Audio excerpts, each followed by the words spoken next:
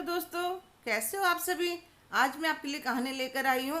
तुम्हारी माँ ने घर से जाकर पूरे गांव में हमें बदनाम कर दिया। आज जैसे ही विकास घर पर आया, रूपाली को देख कहने लगा, क्या बात, आज तो बहुत खुश नजर आ रही हो। हाँ विकास, आज मैं बहुत खुश हूँ। तुम्हें याद है, मैं हमारे स्कूल की संस्कृत टीचर के बारे में बता रही थी, जिसका रिश्ता हरियाणा में हुआ है। लड़के वाले शादी भी वहीं कर रहे हैं, भिवानी में। तो वह नौकरी छोड़कर यूं वहीं रहेगी? नहीं, लड़का दिल्ली का है, यहीं गुड़गांव में नौकरी करता है।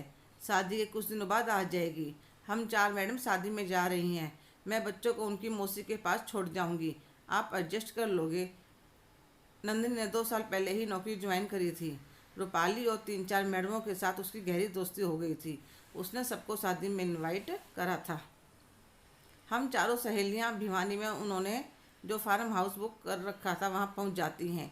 हमें वहां देखकर नंदनी के परिवार वाले बहुत खुश होते हैं। हम चारों ने मिलकर शादी में उसे एक कपल वॉच गिफ्ट दिया था। रात को बारात आई, हम सब ने खूब एंजॉय करा। सुबह 5 बजे नंदनी की विदाई के बाद हम सब ने कुछ देर आराम करा। फिर हम बाजार घूमने का प्रोग्राम बनाया था। सब कहने लगे, मॉलों में शॉपिंग खूब करी है, आज दुकानों पर करके देखते हैं। तो मैंने कहा, यार तुम सब मार्केट में घूम लो, कुछ दूरी पर मेरे मामा का घर है, मैं उनसे मिलाती हूँ। ठीक है, सब कहने लगी। तो मैं मामा के बेटे सुरेंद्र के बच्चों के लिए कुछ फ्रूट चॉकलेट लेकर मामा के घर की तरफ चल पड़ती हूँ। अब मामा तो थे नहीं, सोचा मामी और उनके बच्चों से मिल लूँगी। मामा के जाने के बाद पहला मौका था घर जाने का। बड़ा अजीब लग रहा था, सोच विचार में डूबी थी।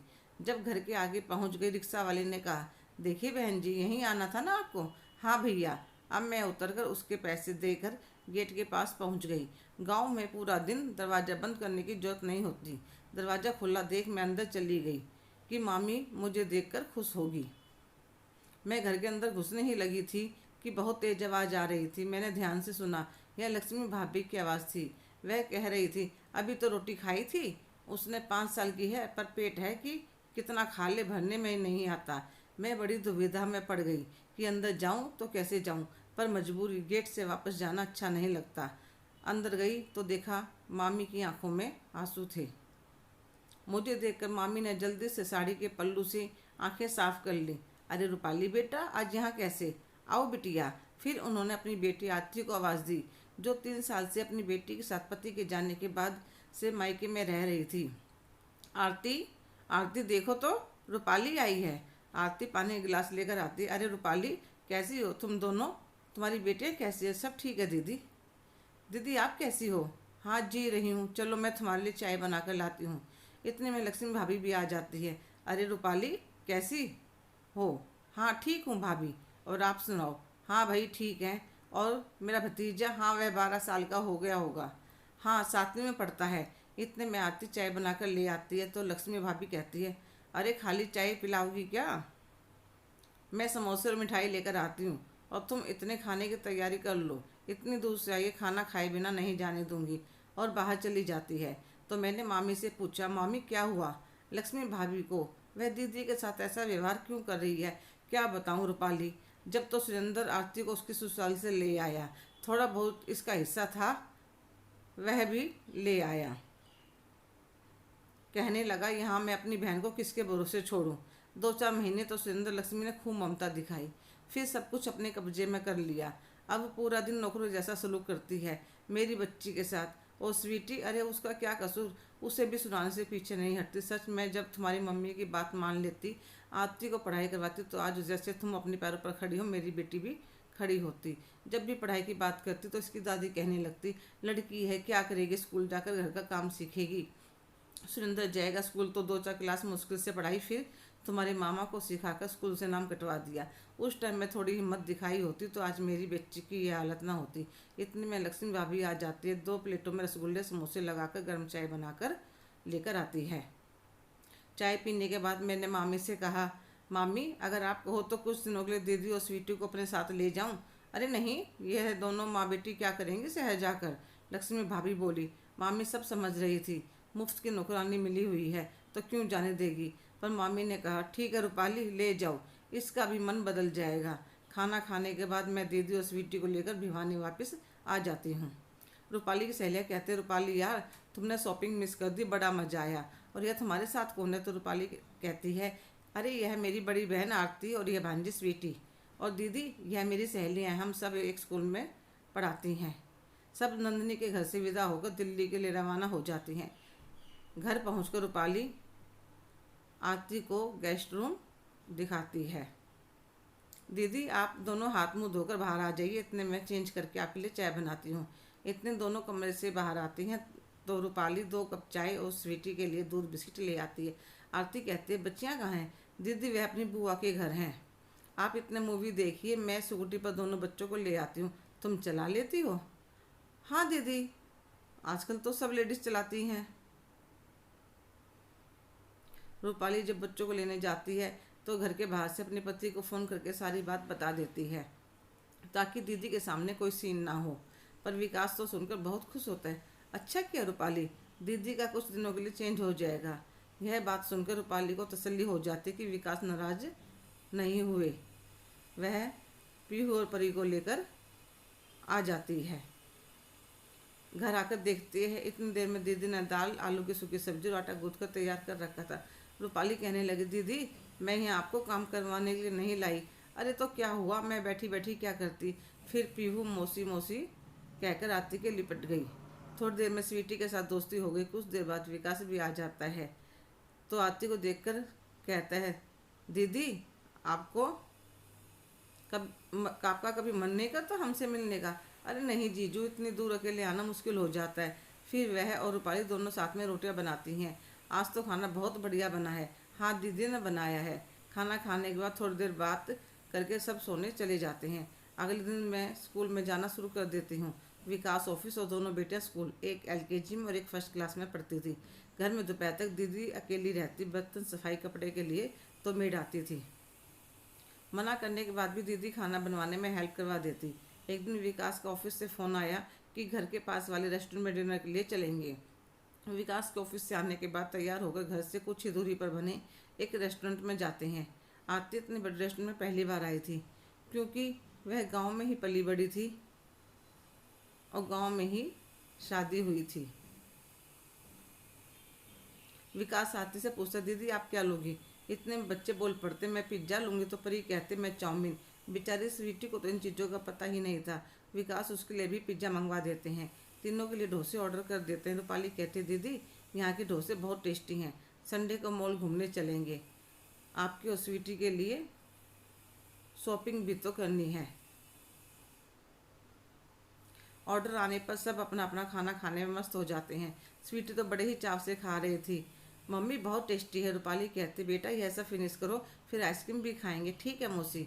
आरती देखते चारों तरफ नौजवान लड़के ज़्यादा थे तो रूपाली से कहती है, लगता है आज कॉलेज के बच्चों की पार्टी है। नहीं दीदी, यह सब बच्चे किराए पर कमरा लेकर रहते हैं तो खाना खाने के लिए यहाँ आते हैं। तो क्या ये बच्चे हर रोज़ बाहर का खाना खाते हैं? हाँ दीदी। फिर सब खाना खाकर घर आकर अपने अपने कमरों में आकर लेट जाते हैं। स्वीटी कहती है, मम्मी कितना बढ़िया था वह पिज्ज़ा, मौसी कितनी अच्छी है। मामी तो खाना भी पेट भरकर नहीं देती। मुझे नहीं जाना वहाँ पर बेटा, यहाँ कितने दिन रहेंगे, चलो सो जाओ। स्वीटी तो सो जाती है पर आरती की आंखों में नींद नहीं थी। वह भी अपनी बेटी को पढ़ाना चाहती थी, अपनी तरह अनपढ़ नहीं रखना चाहती थी। अब वह स्वीटी के लिए सपने देखने लगी थी कि उसकी बेटी भी ज़िंदगी में कुछ करे। सुबह रूपाली की रसोई में मदद करवा रही थी। इतने में गांव से मामी का फ़ोन आ गया। फ़ोन विकास ने उठाया। नमस्ते मामी जी। नमस्ते बेटा, मैं ये पूछना चाह रही थी आरती कब तक वापस आएगी? मैं आपकी रूपाली से बात करवा देता हूँ। रूपाली मामी से कहती, मामी थोड़े दिन में भेज दूँगी, अभी थोड़ा और घूम लें।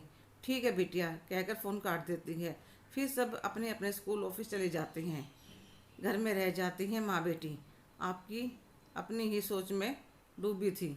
इतने में मेड आ जाती है। शांता, क्या तुम PG में काम करती हो? नहीं दीदी, मैं तो नहीं। हाँ मेरी भाभी करती है। बर्तन तो ज़्यादा होते नहीं, खाना बाहर खाते हैं, कपड़े सफाई करती हैं। दोपहर को स्कूल से आने के बाद सब एक साथ खाना खाते हैं। बच्चे खेलने लगते हैं तो आरती कहते, रूपाली चाय पियोगी? दीदी मैं बना लाती हूँ। अरे नहीं, सुबह से बच्चों को पढ़ाते पढ़ाते थक गई होगी, मैं बना कर लाती हूँ। आरती 2 कप चाय बना लाती है। दीदी कल सुबह जल्दी घूमने चलेंगे, नाश्ता लंच सब बाहर करेंगे, फिर आपको जाना भी है। सच दीदी, आपको भेजने का मन नहीं कर रहा। रूपाली, मैंने भी कुछ सोचा है। क्या दीदी? वह तुम कह रही थी ना यहाँ कॉलेज के बच्चे रेस्टोरेंट में खाना खाते हैं, क्या मैं खाना बना कर दे सकती हूँ? सच दीदी? हाँ रूपाली, मैं यही चाहती हूँ कि मेरी बेटी पढ़ लिख कर ज़िंदगी में कुछ बने। मैं उसके लिए कुछ भी कर सकती हूँ। क्या तुम मेरी मदद करोगी? हाँ दीदी, क्यों नहीं। मैं आज ही विकास से बात करती हूँ। रात को डिनर के बाद तीनों बच्चे सो जाते हैं तो वह ड्राइंग रूम में बैठकर बातें करते हैं। तो रूपाली विकास के सामने दीदी की बात रखती है।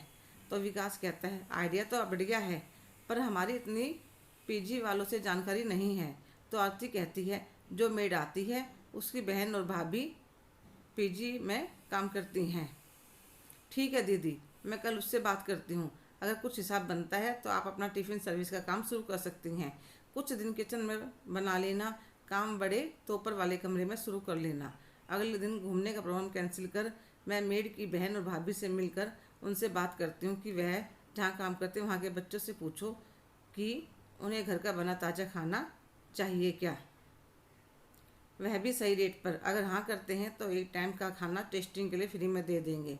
शाम तक 10 बच्चे हाँ करते हैं तो रूपाली कहते, दीदी आप इतना बना लोगी? अरे हाँ, यहाँ तो काम ही क्या है। वह अगले दिन दोपहर का खाना बनाकर टेस्टिंग के लिए बच्चों के रूम में दे आती है। खाना सबको पसंद आता है और सब पूरे महीने के लिए कह देते हैं। आरती बहुत खुश होती है। वह रूपाली को अपने कानों की बाली और एक अंगूठी जो उसने पहन रखी थी निकाल कर देती है। रूपाली ने बेचकर कुछ पैसे ला दो ताकि मैं अपना काम शुरू कर सकूं। विकास मना करता है, दीदी कि कुछ पैसों की मदद हम भी कर सकते हैं। रूपाली कहती है, कर सकते हैं, पर उनका स्वाभिमान नहीं मानेगा।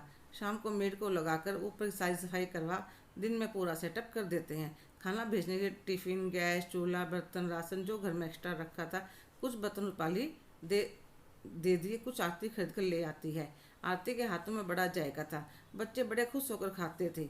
15 दिनों में ही 10 के 20 बच्चे हो गए। सच, खाने की खुशबू ऐसी फैली कि महीने के आखिर तक 50 पर गिनती पहुंच गई।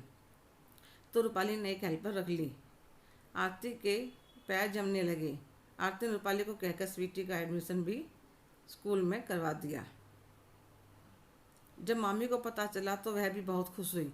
रूपाली ने दीदी से कहकर मामी को भी बुला लिया कि आपकी हेल्प हो जाएगी। सुरेंद्र और लक्ष्मी बहुत नाराज थे। पूरे गांव में माँ बेटी ने हमारी बदनामी कर दी कि कितना नालायक बेटा है, माँ बहन का ध्यान नहीं रख सका। पर मामी ने ध्यान नहीं दिया। 5 महीने में इतना काम बढ़ गया कि उन्होंने अपने रहने और काम के लिए अलग जगह ले ली। आरती को अपनी बेटी को कुछ बनाने का जुनून उसके कदम रुकने नहीं दे रहा था। दिन प्रतिदिन, महीना, साल बीतते जा रहे थे। जो आरती खुद को किसी काम की नहीं समझती थी, आज कई महिलाओं को रोजगार दे रखा था। टिफिन के साथ साथ कई तरह की नमकीन, नमक पारे, बेसन के लड्डू, मंगोड़ी, पापड़, अचार सब बनाने लगी। उसके साथ काम करने वाली औरतें उसकी तारीफ करती थी। दीदी की वजह से हमारे घर के चूल्हे जल रही हैं। मेरी बेटियां भी बड़ी हो रही थी, बड़ी वकील बन चुकी थी और छोटी टीचर बनने वाली थी। आज आती दीदी स्वीटी को लेकर घर आई। रूपाली, देख तेरी भांजी की बहुत बड़ी कंपनी में नौकरी लग गई है। यह सब तेरी वजह से हुआ है। अगर तूने मुझे सहारा नहीं दिया होता तो पता नहीं आज हम माँ बेटी कौन से कोने में पड़े होते। नहीं दीदी, ऐसा मत कहिए, यह सब आपकी मेहनत का नतीजा है। आपकी तपस्या सफल हो गई। बस मैं सब माँओं से यही चाहती हूँ, अपनी बेटियों को शिक्षित जरूर करें ताकि वे अपने जीवन की हर परेशानी का सामना करने में सक्षम हो। उन्हें किसी के सहारे की जरूरत ना पड़े और ना किसी का अत्याचार सहना पड़े।